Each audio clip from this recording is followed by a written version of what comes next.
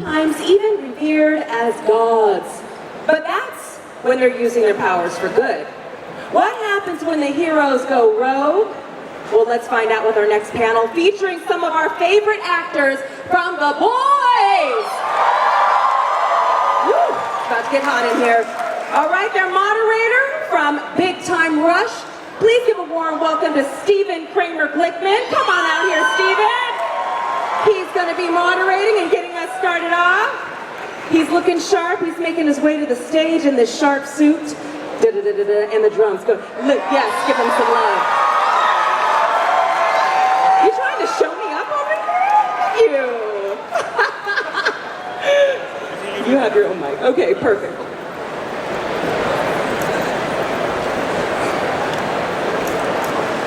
Hello, Los Angeles Comic-Con! How we doing? Hey! Well, we are about to have to this stage one of the most incredible shows, a show that I am absolutely obsessed with. Without any further ado, I'm about to bring some incredible cast members to the stage, and then we will take questions from the audience up front. Here we go. Are you ready?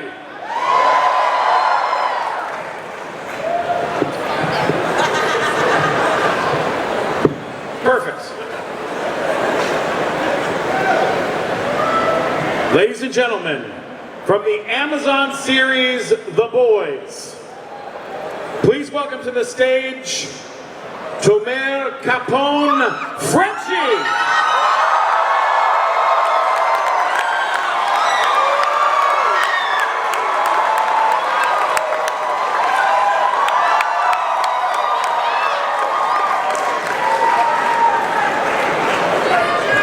Please welcome to the stage, from The Boys, Karen Fukuhara Tomer.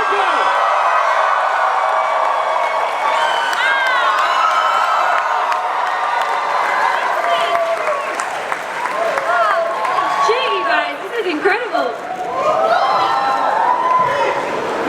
And finally, please welcome. Please put your hands together. I want to hear screams from the back of the room. Laz Alonso, Mother's Milk.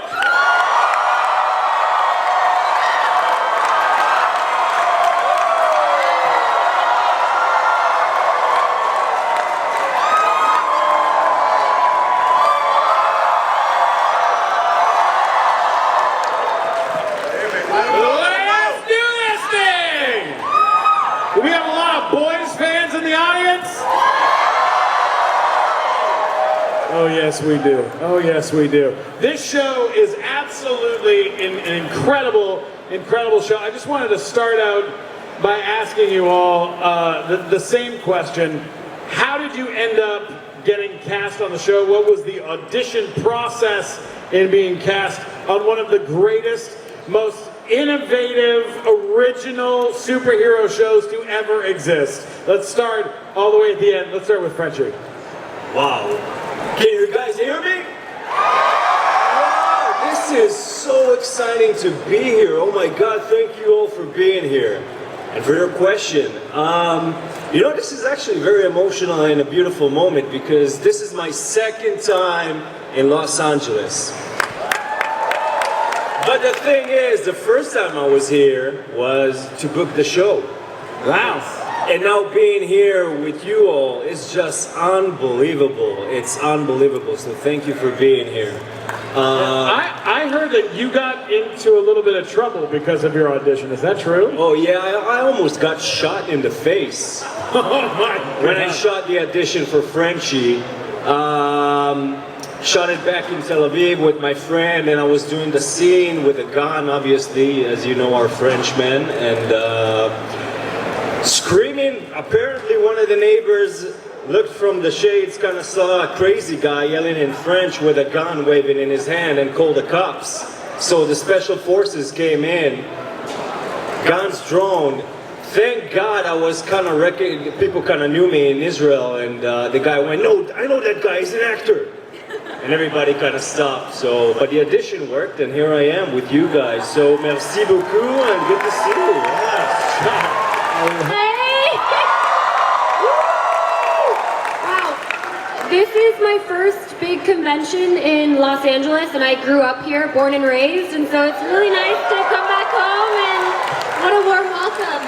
I think you're from LA as well? He lives in LA, sorry. Yeah, my audition story, you know, it was funny because Kimiko's not in the pilot episode at all, so when I was sent the original script, yes, I was super confused. It like made no sense to me. I said, okay, my character doesn't speak, and she's not in the first episode. What am I getting myself into? But when I started reading the sides and started working on the material for the audition, I kind of felt oddly like at home, and it just kind of felt like the right fit. And so even though there were no words on the page, it felt really right to me. That makes a lot of sense, yeah. I love that. Well, I mean, you've done an amazing job on the show. Isn't she incredible? She's incredible. Thank you, guys. Incredible. So, And when this came across my table and I read it, I said, this is the show. I knew it. And to be honest with you, that was the only audition I had that year. I auditioned in December, and by January they told me I got the role, and I didn't audition anymore since then. So, thank you. Yeah. I love it. And now I get to cuss every other page of the script. Motherfucker. Puto! Karen? Karen, come on.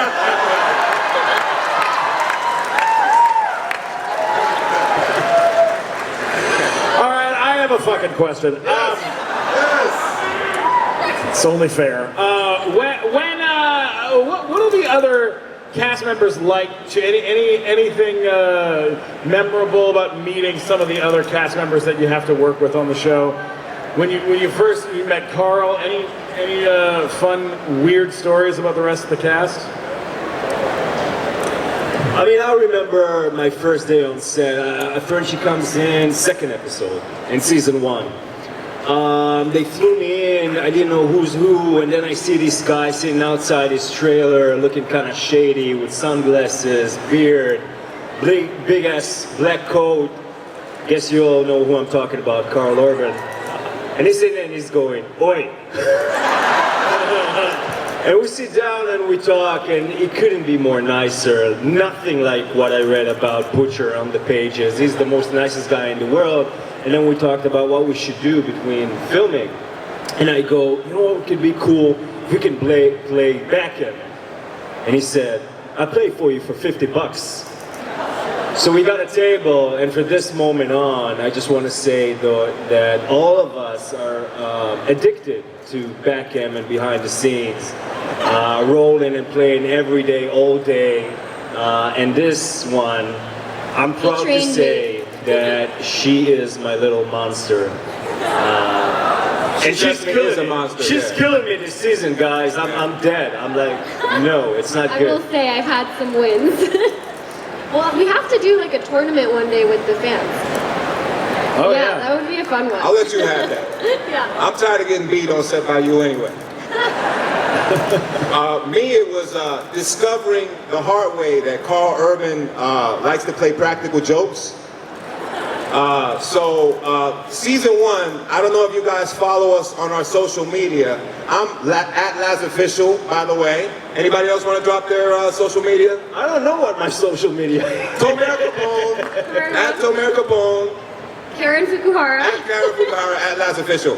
Anyway, so we were playing a practical joke on Carl. Season 1, Carl used to love taking selfies. He'd always take these real sexy, like sultry selfies. Oh, so good. And in all these different, like wherever we were on a set, you'd look over and you'd see Carl just like juicing up, like he's like, and then he'd do his little smiles and stuff. So he would take these selfies. And so that day I just decided, I said, let me mess with Carl. You know, I've heard rumors that he likes the practical joke. So I said, I talked to the castmates. I said, let's take the exact same selfie in the exact same location that Carl did it. So not only did the entire cast do the selfie, but the crew did the selfie too. I didn't think it was going to get that crazy. The craft service people were doing the selfie. The people that work on the trailers were doing the selfie. Everybody, the PAs, everybody did the selfie, and everybody posted it and tagged Carl. And then Carl found out who started it. That season was the season that I had to fight Love Sausage. What a great day for me. It was a wonderful day. It was so funny. Now, in the original script, Mother's Milk didn't have to fight Love Sausage. Mother's Milk just saw Love Sausage and said, damn, brother gotta love sausage. And that was it. By the time Carl Urban finished talking to Eric Kripke on the line, Mother's Milk was getting strangled by a 12-foot penis. So don't ever get in a practical joke war with Carl Urban. That's my warning. Look how good of a friend Les is, because when Carl did that to him, and me and Karen was on set for the penis fight, Les came with a brilliant idea. He said, I mean, Frenchie and Kimiko's right there. Shouldn't Frenchie pitch in? Maybe you should bite it. And guess what? They loved it. But you never see it, you know why? If you want to tell, you can tell yourself. Well, listen, I have a picture of him biting the penis. I just never... We have proof. Can we get, and this is that picture. Let's put it up on the screen. I just never released it. I never released it because I was like, I might need it one day if Frenchie gets out of line. So this phone right here is my protection against this man. You better not lose it now. No sir. Yeah, Laz, you got covered in a lot of bodily You fluid brought that up on yourself. this season. An enormous amount. I don't have a question for that. I'm sorry. I just feel bad. So that's round two. Eric Kripke 2, Mother's Milk 0. That situation, Kripke called me and he said, listen, I know how you feel about last season with Love Sausage. He's like, this season, you know, Mother's Milk is gonna get covered, you know, in some bodily fluid. And I asked him, I said, listen, okay, is it gonna be like female bodily fluid? Like, and he's like, yeah, sure. And so I was like, oh, okay, I get it. Trust me, you know? So I go on Pornhub, full disclosure, and so I start sending Kripke ideas of what it could possibly look like. And so he's going back, he's like, oh yeah, that's pretty cool. And then I'm like, oh yeah, well how about this one? This one goes 12 feet long. I start sending him all this stuff. So then Kripke's going along with it. So then one day we're shooting, we're out at, remember Countess, Crimson Countess had the chimpanzee farm thingamajiggy? So we're filming with Soulja Boy, Carl, Jack, and myself. We're shooting that sequence, and I had to go to the bathroom. The porta potties were way far away from set, so I said, I'm just gonna go around the back of the trailer and relieve myself. And when I go back there, I see the two of the special effects guys looking at their phones and laughing hysterically. They had gone back there to relieve themselves too, right? So when I come back around and they see that, you know, it was me, they're like, oh, Laz, we've mastered the gag. I'm like, what gag? They're like, the hero-gasm gag. I was like, oh, cool, let me see it. So when they show it to me, it's this thick, white, sticky, gooey. I said, bro, that's not it. That's not how it's supposed to look. I said, it has to be more liquidy. Like, I sent Eric the references from Pornhub. If you guys got it all wrong. They're like, no, Eric told us this is how it should be. I said, nah, man, like, that's just not how female ejaculate looks. They're like, female ejaculate? No, that's not what this is. And then when I was gonna correct them, it hit me. I was like, Kripke got me again. he got me again. And sure enough, man, like, you know. But listen, was it not a good scene? This season when I came back, and I had my wardrobe in my closet, and I opened my closet, they had the old Mother's Milk dried up crusty coat in there as a welcome back gift. So, there it is. It was crusty. I have heard a rumor that Frenchie and Kamiko have a secret handshake. Is that true? Oh shit. Would you do it on? Would you reveal it to LA College? What's your source, man? You're good. Look, I'm very good at things, so I'm. Yeah, because we forgot about it from season 1, I think, and then we just learned the edited version last week. We did it on set together. Do we remember it? I work on a podcast called. Oh wait. We can't do it. We can't do it. No, wait. Come on, come on. No, Come we on, don't show remember us. it. We don't remember it. Make it up. Laz, we can do our secret handshake. That's fine if you want.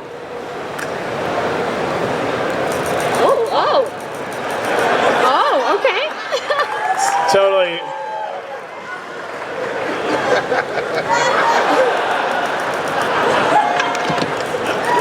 Nailed it. Yeah, I work on a podcast called The Nighttime Show, and we have researchers that work on our show, and they dig so deep. They try to find all the little things. Like, for example, Karen, you have a video game coming out. Yes, it's called Callisto Protocol. Yes, can you tell us about Callisto Protocol? I've heard amazing things about it. Thank you so much for bringing that up. I am in a video game called Callisto Protocol. It came out yesterday, and you can play it on any console of your choice.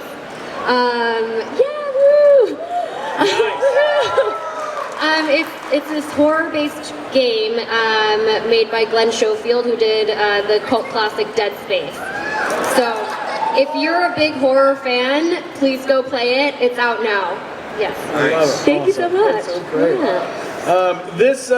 This season, Karen, you got to kill a bad guy with an item.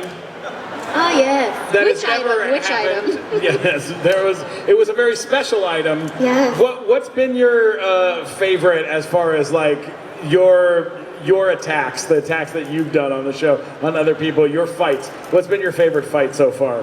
You know, up till season 2, it was definitely like the face pull and the eye gouge. Anything hands-on was super satisfying to me. But Just a simple face and eye gouge. just a little facelift, whatever.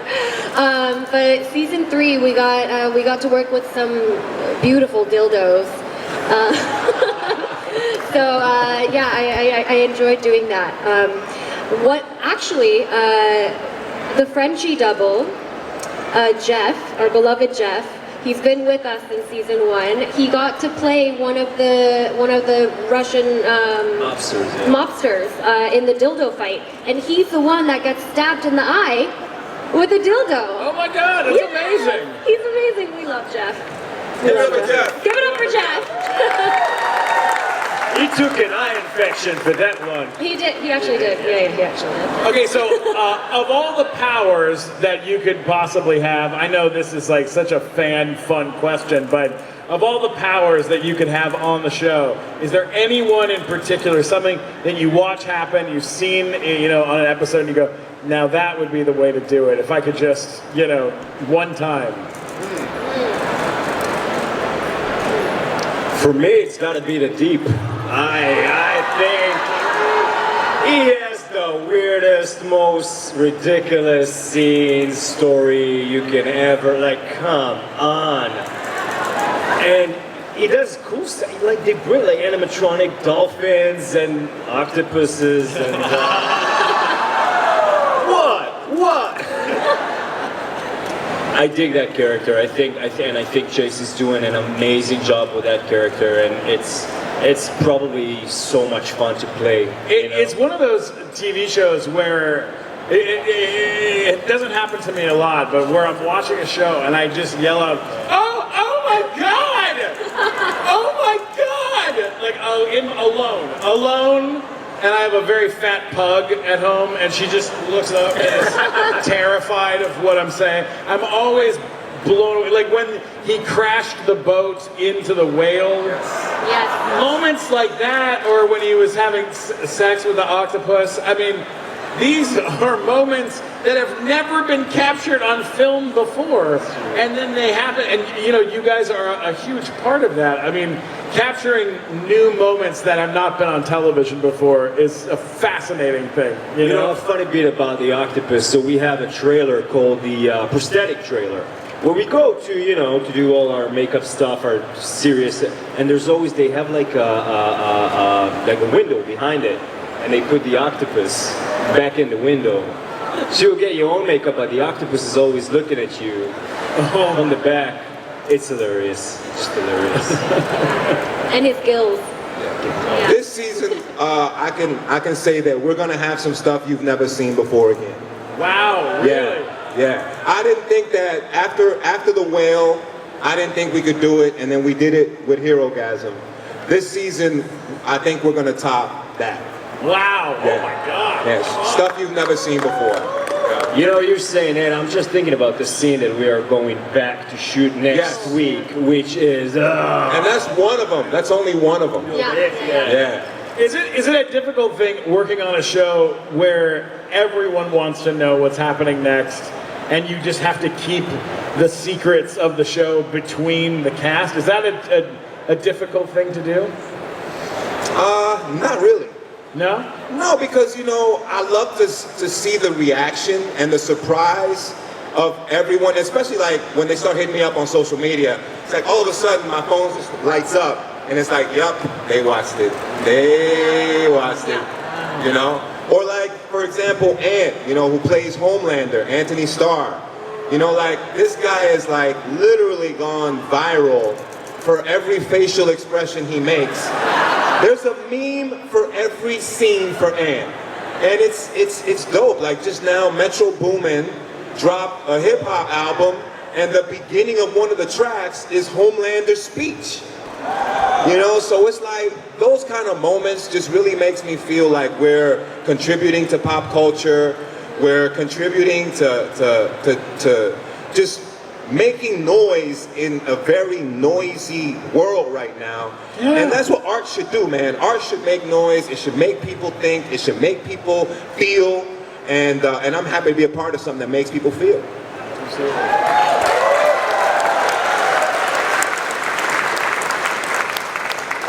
Yeah, I mean, to break through all the other things that are happening on TV constantly with a show that surprises in every episode, there's something exciting and, you know, something that's a big surprise. Is there anything, like Karen, is there anything that has stuck with you where you're like, oh my God, I can't believe we got to do that? You know, I always really love watching the scenes that we're not in, because it almost feels like I'm watching a completely different show, right? You read the scripts, but you forget the small moments. And I especially love like all the social commentary that we have through the lens of like was it the Pepsi commercial that A-Train did? Oh my God, yeah. Brilliant. And all of the gun control commercials that we had done through Homelander, like things like that. It's just really fun to watch what's in the media like reflect back on our show. Yeah. I love that. That's so great. What about you, Tomer? Oh, what was the question? Has there been any moments that have stuck with you that you go, I can't believe we got to do that? I mean, it's happening right now, filming season 4, you guys. I promise you, it's just getting weirder and weirder. But other than that, I just want to join what Les says. It's so true. You know what? To be a part of this show, and this time, just coming in the superhero genre from a different angle, it feels so refreshing, and we feel the love from you guys. So it's amazing to go and do the job knowing now that you have our backs, you know, to give you the fourth season, man. I think we can all give them a big round of applause just because creating superhero characters on an original show without Marvel and without DC is just an extremely amazing thing. Like, that does not happen very often, and it really is an amazing move. For your question, memorable things are just, you know what, actually, it's behind the scenes with us. I mean, you guys have to understand, it's like as an actor, to be in that show, it's rarely when we feel so comfortable. We're family, basically, behind the scenes, on the scenes.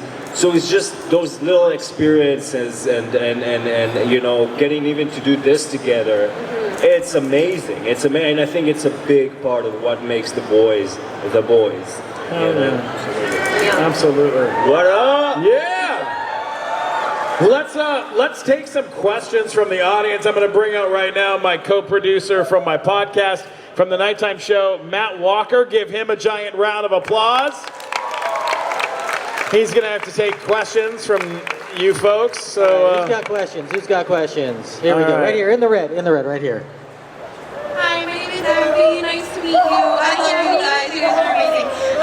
Okay, so my question: is there any part of the characters you play on the series that you see reflect on your day-to-day life? Is there any? Say that again. Is there any part of the characters that you play on the series that you see reflect on your day-to-day life? Yeah, that's a good question. Yeah, it is. Any parts of the character that you see reflected in your real life? I'm not sure if a lot of the deadly Kimiko moments reflects back to my life. But I will say, I think, you know, because we have been able to be with the same cast and crew for 4 years now, and maybe more like 5 because of the pandemic. The like friendship between Frenchie and Kimiko is very much like a real life thing. Let's try it. Let's fucking do Come it. on. Go circle. Oh yeah. Yes! Yeah, there we go. There we go. All right, Matt, let's get another good question. We got another good question. Right here. Okay, here in the leather jacket. I was wondering if there's a cast member that you wish you could work with more. Is there a cast member you wish you could work with more? That's a good one. For me, again, knowing those guys, like, outside, I know how talented they are, and seeing their bits and pieces, like Karen said, it's a whole different show with the soups. I would die to work with each and every one of them. Like, I can't even start picking one. Everyone has such a unique angle on their character and does such an amazing work. So I'm like, yes, I want to work with you and you and you and everyone. But I want to answer that too. I'd like, at some point, them to do a play on Homelander finding out that my name is Mother's Milk. And seeing what happens, right? Like, would he like that? Would we become friends? Is it romance? Could it be a bro? You never know what could happen. You know what I'm saying? So, I think I should pitch that, right? Yeah. You know, a Mother's Milk Homelander team up. Be careful though what you wish for. I know, man. Those laser eyes. Yeah. Liquids. Those milk. laser eyes are dangerous. I love that. That's so great. All right, let's grab another question. Okay, 1 second. It's just being signed to me right now, so hold on. Do we have the question? Okay. All right. We'll take it out and we'll come right back to you guys, all right? You're right here. Let's go to you. Hi, my name is Andrea. I just wanted to say, Karen, I love you so much. I literally came just to see you. Oh, thank you so much. Hi. Nice. My question is, what is the weirdest real life experience you've had with a fan, whether you've seen them like in a drive-thru or like in a convenience store? What is your funniest and weirdest fan interaction? I'm trying to think. I feel like a lot of the fans have been really, really lovely. Like, I haven't had any terrible, like, crazy, scary experiences. I'm trying to think of the weirdest one. Oh, you know what? When I was doing Suicide Squad, I've had several people get, like, my autograph or my character tattooed on themselves. And so I think that was probably the furthest I've seen of like the fandom going. I'm always like, are you sure you want to do this? Like, this is permanent. Like, do you want to think about it? But yeah, that's been really cool. yeah, I got one too. Yeah. It's on his ass. She made me do it. Yeah. I had a gun to his head. Laz, any weird fan experiences? So, at one point, there was a fan that went from fan to, I don't want to say stalking, but somehow this person found out everywhere I was going to be and would show up. And I remember being at my best friend's Christmas party, it was at his house. And somehow she ended up at his house at this Christmas party. That freaked me out. But that was like, yeah, that was my weird situation. I was on, I mean, this is not really for me, this is a question for them, but I was on Nickelodeon for 5 years on a series called Big Time Rush. That show ended about 8 years ago, and I'm single, and I matched with a woman, and we talked, and she was like, I never saw the show, I never saw it. And then when she showed up at my front door, she was live streaming No way. on Instagram, and then ran around my home going, I'm in his home! And filming everything. And I was like, oh, she's doing a bit. And then I was like, this is not a bit. This is not a bit. That's not cool. Yeah, I threw my phone in the ocean. Next question. Next question here, Steven. All right, question is for Karen. Hi. Hi, yeah, so my question is, with your experience, I noticed that you tend to take on these types of roles with comic book characters such as DC, Suicide Squad, The Boys. What fascinates you about taking on these kinds of characters that are comic book related? Oh. That's a great question. Yes, good question. That's really good. What fascinates you about taking on these kinds of characters? I'd like to think that, yes, I do take on a lot of characters that are on the quieter side. But what I love about each and every one of them is that they're all very, very badass, and they can really hold their own. And especially in The Boys, Kimiko not only has her own backstory, but Kripke was able to create an arc for her. So she's not just this silent killer, which is sort of a trope that a lot of Asian actors fall into. But she's able to really stand her ground within this ensemble cast. And so yeah, that's sort of why I love the character, and I love Kimiko. Thank you so much. Great one. Great question. Nice job. All right. Next question here, Steven. Yeah. Good. Great. Next question. Okay, so my question is, even though My parents are from Japan. Yes. Bye. Thank you. We got a follow-up. Nice. Very good. Sweet. Are you ready, Steven? Yeah. All right, here we go. So even though you wouldn't know what your power would be, if offered in real life, would you take Compound V? Hell yeah. In a heartbeat. I wouldn't think twice. Of course. Of course. Take the red pill. Red pill, blue pill. Take the V. Take the V. Take the V pill. Take the V. Next. So Mary, you would take the V. You know you would take the V. 100%. Love it. Love it. All right. What do we got, Matt? What do we got? Over here. Hey, big fan. I was just wondering, what were you guys' favorite behind-the-scenes moments between you guys? Between you. Favorite behind-the-scenes moments. Backgammon tables flying, people are cursing. It's like, no. You mean when you do it or when Carl does it? Huh? When you or Carl? Well, all of us, I mean, in a way. Favorite stuff. I don't want to talk about the smelly stuff. Smelly stuff. Oh. Wow. That's like watching, like you say, you watch a show and you go, oh God, oh God. That's how we go behind the scenes.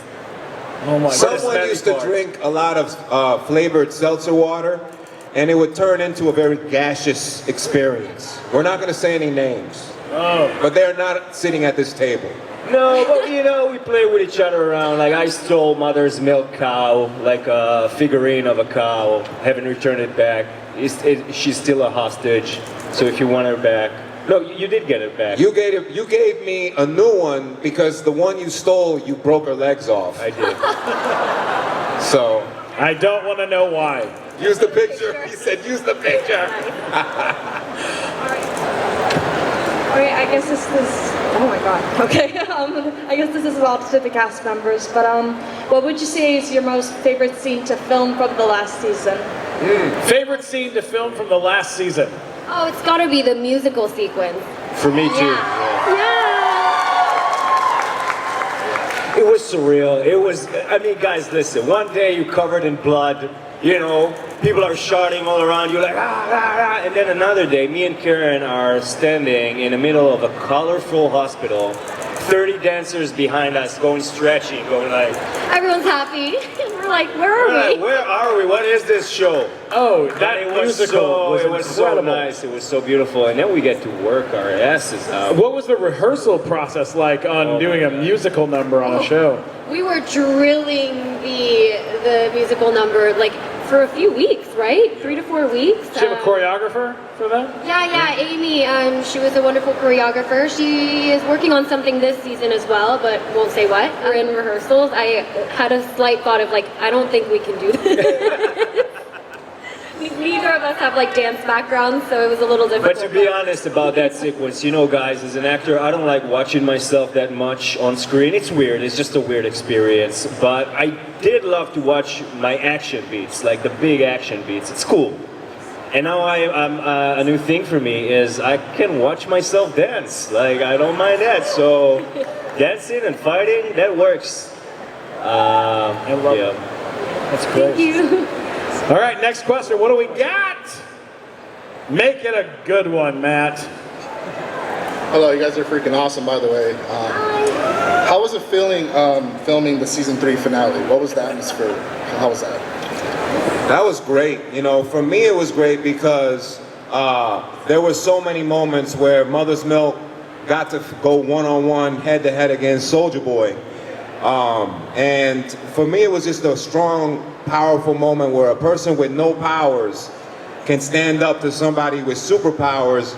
And at the end of the day, you know, it's really what our show is about, is that everybody is a superhero. It's really your heart, you know? And so last season I felt like M.A.A.C was all heart. And he was finally able to overcome something that's been haunting him for the last, you know, his entire life. So it felt good to kind of release that, you know? And this season, while M.A.A.C still has his quirks, it's a different character. You know, so it's fun now to play, you know, hence, you know, a different look and everything. It's fun to play somebody who has grown from when you first introduced to him. You know, he finally faces his trauma and now he's free of it. I mean, that really brings up an interesting point. What is something that your character learned or went through in this season that you feel like will be carried over into the next season? Something that will change, that has changed the character to a new place?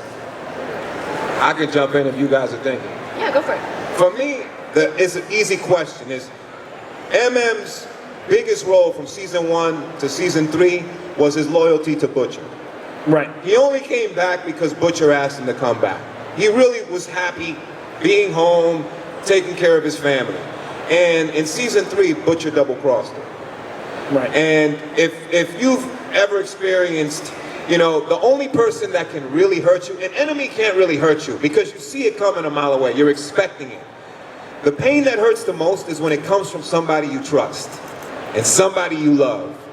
And when Butcher did what he did, aligning himself with Soulja Boy, M.A.A.'s mortal enemy, if any, none of the boys know who Soulja Boy was to M.A.A.C except Butcher.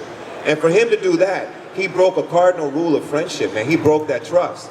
So season 4, while I can't tell you what's going on, you obviously have to expect that their relationship isn't the same, and will it ever be the same? Yeah, I get that. What about you guys?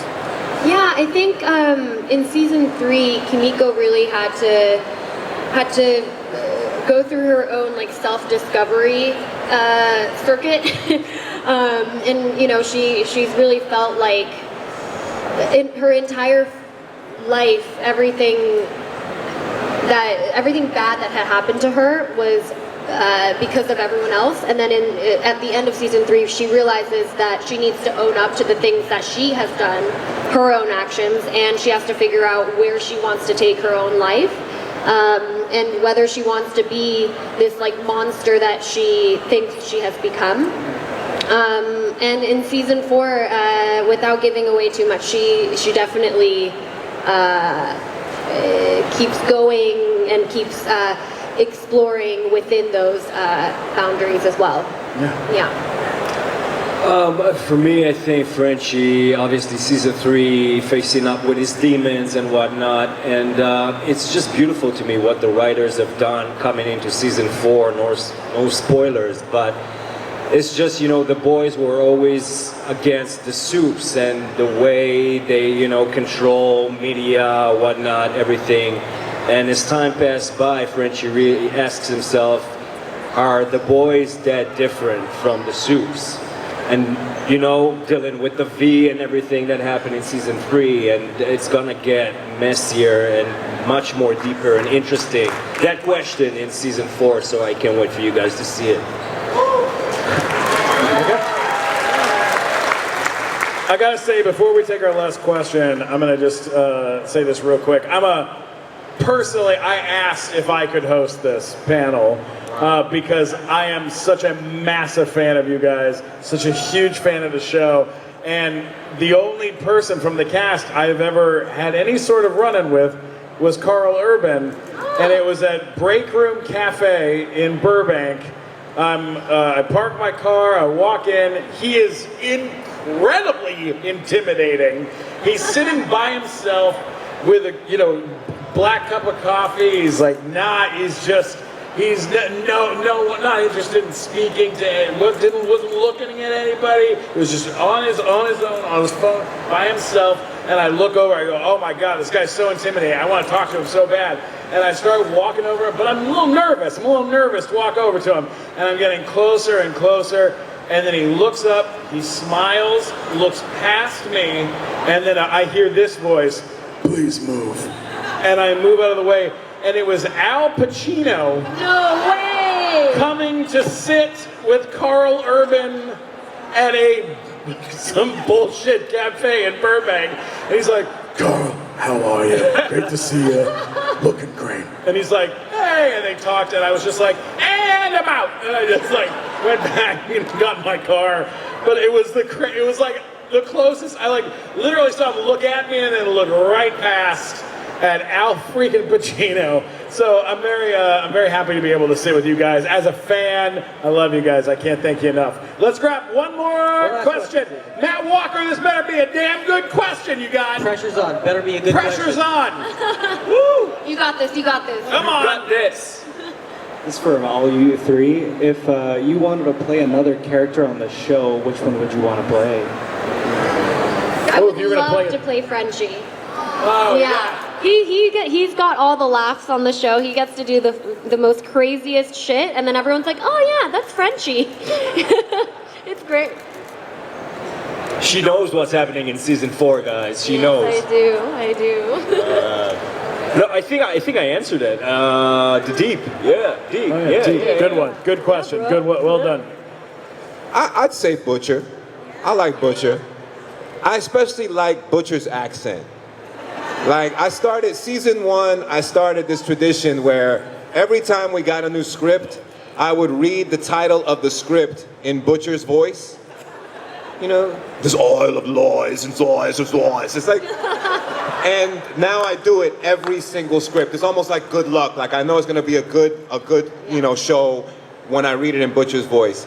And I don't know, he's got a dope character, man. He gets to be free and reckless and a hot mess, you know? And Mother's Milk's always behind him like, don't do that, don't do that, don't do that, don't fuck up, don't fuck up. I have to be responsible. The adult in the room. Well, shout it out, let people know where they can find you on the interwebs, if you have any social medias. At Laz Official, at Laz Official. Oficial. Oficial. Oficial. Gracias. At Karen Fukuhara. Yeah, baby. Spelled this way, very easy. Same. At Karen Fukuhara? At Karen At Karen Fukuhara. Fukuhara, yeah. Perfect, perfect. You can always get me at Stephen Glickman, S-T-E-P-H-E-N, Glickman. My booth is right there. Yeah. It says the nighttime show. It's got big pictures of my stupid face. Come on over. Billy Zane is in the booth right now, who is on The Boys. He's in there from Titanic signing autographs, so come on over. Booth 854 at the nighttime show booth. I love you guys so much. I'm Stephen Kramer Glickman. Thank you so much. Thanks everybody. Thank you so much for being here. Thank you for coming out. We love you all.